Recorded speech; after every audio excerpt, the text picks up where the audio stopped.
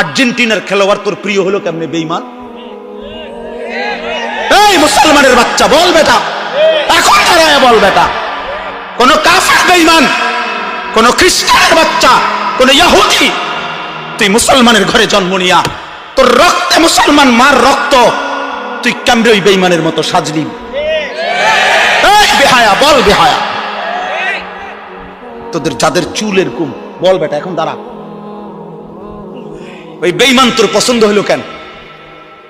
তোর রক্ত ইসলাম নাই বেটা, তোর মা মুসলমান না, তোর বাপ মুসলমান না বেটা, তোর দাদা দাদি মুসলমান না, ওরা সব বোকা, তুই চালাক হয়ে গেছ বেটা, তুমি পণ্ডিত হয়ে গেছ। কোন বেঈমানের অংশগ্রহণ করলাম? কেন সাজলা বেঈমানের মতো?